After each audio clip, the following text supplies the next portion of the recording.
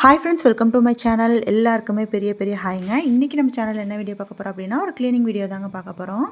நமக்கு பிடிக்குதோ பிடிக்கலையோ, நம்ம அதிகமாக மற்ற இடங்களில் இருக்கிற நேரத்தை விட பெண்களுக்கு கிச்சனில் தான் கொஞ்சம் எக்ஸ்ட்ரா டைம் நம்ம இருக்கிற மாதிரி இருக்கும். ஸோ அப்படிப்பட்ட கிச்சன் நீட்டாக இல்லை அப்படின்னா நமக்கு சுத்தமாகவே வேலை பார்க்க பிடிக்காது. ஒரு சில நேரம் நம்ம ரசித்து பண்ணுவோம், ஒரு சில நேரம் கிச்சனுக்குள்ளே போகணுமா சமைக்கணுமா அந்த மாதிரி வெறுப்பாக இருக்கும் இல்லைங்களா? ஸோ எப்படி பார்த்தாலுமே கிச்சன் கொஞ்சம் நீட்டாக இருந்தால் தான் நமக்கு பிடிக்கலனா கூட டக்குன்னு வந்து ஏதாவது சிம்பிளாவது செஞ்சு வச்சுட்டு போகிறதுக்கு நமக்கு பிடிக்கும். நமக்கு பிடிச்சாலும் பிடிக்கலைனாலும் கிச்சன் வந்து நமக்கு வந்து ஒரு முக்கியமான இடம். ஸோ அதை வந்து நம்ம ரசித்து நமக்கு தகுந்த மாதிரி வச்சுக்கணும்.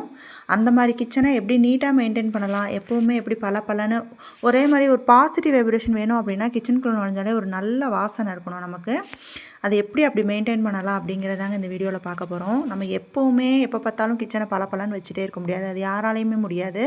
காலையில் பசங்களுக்கு சமையல் பண்ணுறப்போ, ஸ்கூலுக்கு அனுப்புகிறப்போ, வேலைக்கு வீட்டில் இருக்கிறவங்கள அனுப்புகிறப்போ, நம்ம டக்கு டக்குன்னு வேலை பார்க்குறப்ப எப்படினாலும் வீடு வந்து கிச்சன் வந்து ஒரு மாதிரி கிளம்ஸியான மாதிரி தான் ஆகிடும். ஸோ அதுக்கப்புறம் நம்ம அதை எப்படி டக்குன்னு க்ளீன் பண்ணலாம், எப்படி வந்து அன்றைக்கி டே ஃபுல்லாக நீட்டாக மெயின்டைன் பண்ணலாம் அப்படிங்கிறது தான் சின்ன சின்ன டிப்ஸோடு இந்த வீடியோவில் ஷேர் பண்ணியிருக்கிறேன். கண்டிப்பாக வீடியோவை கடைசி வரைக்கும் மிஸ் பண்ணாமல் பாருங்கள். உங்களுக்கு இந்த வீடியோ பார்த்து முடிச்சதுக்கப்புறம் பிடிச்சிருந்தால் மட்டும் லைக் பண்ணிட்டு நம்ம சேனலை சப்ஸ்கிரைப் பண்ணி சப்போர்ட் பண்ணுங்கள்.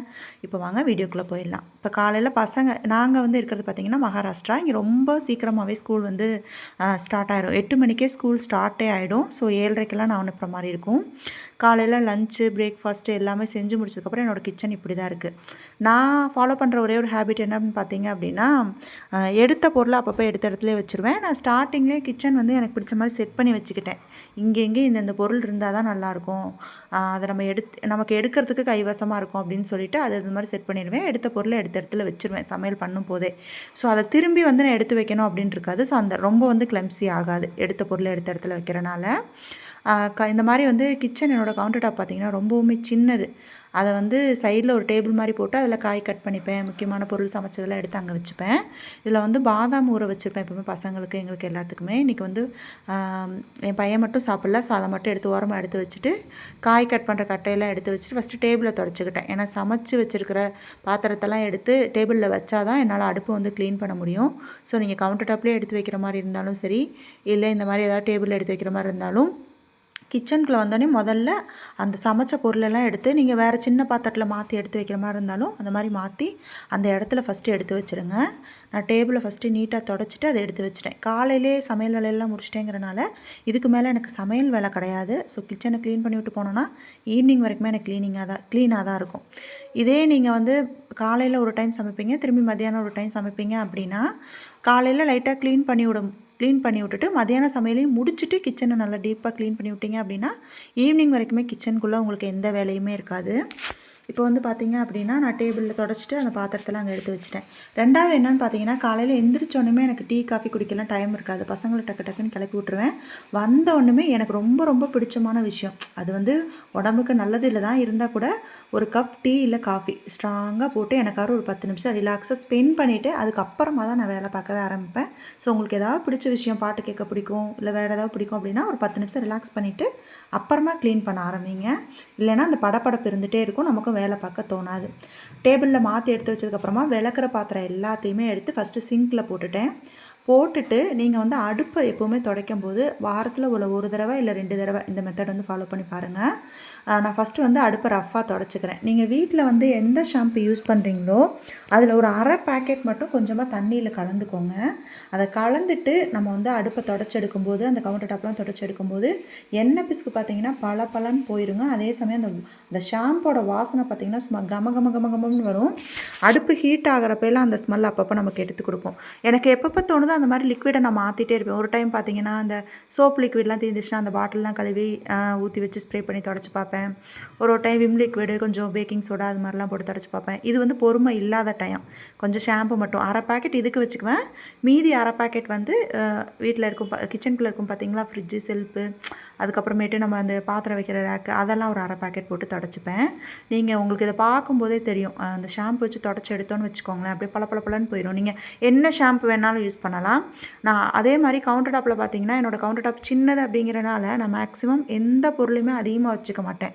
நான் எது வந்து எனக்கு அதிகமாக எடுக்கணுமோ அதை மட்டும்தான் வச்சுக்குவேன். எப்போவுமே கவுண்டர் டாப்பில் கம்மியான பொருள் இருக்கும்போது தான் உங்களுக்கு கவுண்டர் டாப் வந்து ஈஸியாக மெயின்டைன் பண்ணுறதுக்கு நல்லாயிருக்கும். பார்க்கும்போதே வந்து உங்களுக்கு அந்த மாதிரி ஒரு மாதிரி கிளம்ஸியாக இருக்கிற மாதிரி உங்களுக்கு தோணாது கிச்சனை பார்க்கும்போது. எப்போவுமே உங்களுக்கு தேவையான பொருள் அளவாக வச்சுக்கிட்டிங்கனாலே கிச்சன் பார்க்க நீட்டாக தான் இருக்கும். அதெல்லாம் தொடச்சி எடுத்ததுக்கப்புறமா பாத்திரத்தையும் கடன்னு கழுவி வச்சாச்சு. நான் ரொம்ப பாத்திரம் இருக்கும்போது பார்த்தீங்க அப்படின்னா எல்லா பாத்திரத்தையும் ஒரே டைமில் விளக்கிட்டு அப்படியே கழுவ ஆரம்பிச்சிருவேன். என்னோடய சிங்க்கு பார்த்தீங்கன்னா கவுண்டர் டாப்போட சின்னது. அதை வந்து நிறைய பாத்திரத்தை டம்ப் பண்ண முடியாது. சப்போஸ் இந்த மாதிரி நிறைய சேர்ந்துருச்சு அப்படின்னா கொஞ்சம் பெரிய பாத்திரத்தெல்லாம் எடுத்து வெளியே வச்சுட்டு எல்லா பாத்திரத்தையும் விளக்கி போட்டு ஒன்றா கழுவி போட்டுருவேன். அப்படிங்கிறப்ப எனக்கு கொஞ்சம் கழுவுறதுக்கு ஈஸியாக இருக்கும். நீங்கள் எல்லா பாத்திரத்தையும் வெயில் காலத்தில் இந்த மாதிரி மொத்தமாக விளக்கிட்டு கழுவும்போது கொஞ்சம் வெள்ளையாக பிடிச்சிக்கும். எனக்கு வந்து இங்கே மழை தான் பெஞ்சிட்ருக்கு அப்படிங்கிறனால எனக்கு பெருசாக ஒன்றும் தெரிஞ்சுக்காது. நான் லிக்விட் கலந்து கொஞ்சம் விளக்குனேன் அப்படின்னா இன்னுமே கொஞ்சம் வாசனையாக இருக்கும். பாத்திரத்தெல்லாம் விளக்கி முடித்த கையோடையுமே சிங்க்கு அந்த பைப்பு இதெல்லாம் பார்த்திங்கன்னா நல்லா தேய்ச்சி கழுவி விட்டு தொடச்சி விட்டுருவேன்.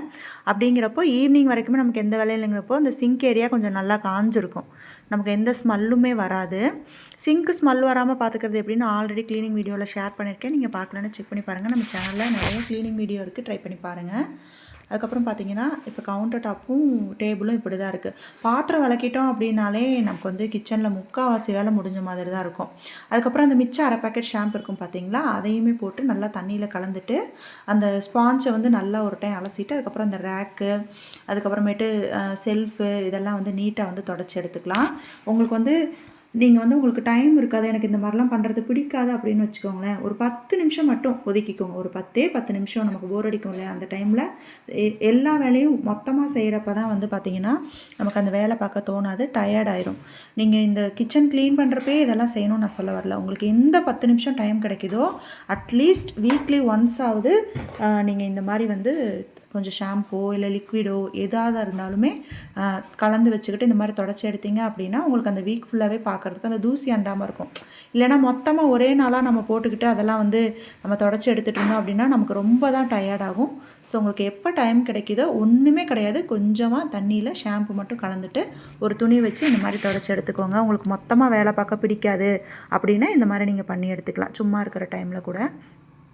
இப்படி நல்லா தொடச்சி எடுக்கும்போதே பார்த்தீங்கன்னா வச்சுக்கோங்களேன், உங்களுக்கு நல்லா கிச்சன் கமகமன்னு வாசனையாக வரும். இப்போது நம்ம காய் வாங்கி ஃப்ரிட்ஜில் ஸ்டோர் பண்ணி வைக்கும்போதே உள்ளே ஓரளவு நீட்டாக தொடச்சிட்டு தான் ஸ்டோர் பண்ணி வைப்போம். இருந்தாலும் வெளியில் அதுக்கப்புறம் அந்த டோரை நம்ம திறக்கும் போதெல்லாம் வடவடன்னு ஆகும் இல்லைங்களா. அதுவும் நான் இருக்கிற ஏரியாலெல்லாம் மேலே தூசி ஒரு நாள் துடைக்காம விட்டோன்னா கூட என்னவோ மாதிரி ஆகிடும். ஸோ அப்பப்போ நான் சும்மா இப்படி அந்த ஃப்ரிட்ஜை கிராஸ் பண்ணி போகிறேன் அப்படின்னா அப்போ கூட தொடச்சி விட்டுருவேன். கையில் துணி எடுத்து டக்குன்னு ஒரு தடவை தொடச்சி விட்ருவேன். அதுக்காக டைம் பார்த்துட்டு நான் வெயிட் பண்ணிகிட்ருக்க மாட்டேன். தோன்றப்போ டக்குன்னு தொடச்சி விட்ருவேன். நீங்கள் வேலை பார்க்கும்போதே கூட சேர்ந்து தொடச்சி விட்டாலும் சரி, இல்லை தோன்றப்போ ஒரு 10 நிமிஷம் மட்டும் ஷாம்பு கலந்து டக்குன்னு தொடச்சி விட்டாலும் சரி, உங்களுக்கு எப்போவுமே கிச்சன் பார்க்க பளபளன்னு இருக்கும். ஒரே நாளில் எல்லாத்தையும் போட்டு தொடச்சி எடுத்துகிட்டு இருக்கணுங்கிற அவசியம் இல்லை. உங்களுக்கு பார்க்கும்போதே தெரியும் நல்லா பளபளன்னு ஃப்ரிட்ஜை வந்து தொடச்சி விட்டாச்சு. அதுக்கப்புறமா பார்த்தீங்க அப்படின்னா ஃபைனலி வீட்டை எல்லாத்தையுமே டஸ்ட் பண்ணி விட்டு மாப் போட்டு விட்ருவேன். ஸோ காலையிலே இந்த வேலையெல்லாம் முடிஞ்சிருச்சு அப்படின்னா ஈவினிங் வரைக்குமே எனக்கு கிச்சனில் எந்த வேலையுமே இருக்காது. நீங்கள் வந்து ஷாம்பு போட்டு இந்த மாதிரி தொடச்சி பார்த்தீங்க அப்படின்னா வீடு வந்து உங்களுக்கு கமகமன்னு இருக்கும். ஒரு டைம் ட்ரை பண்ணி பாருங்கள்.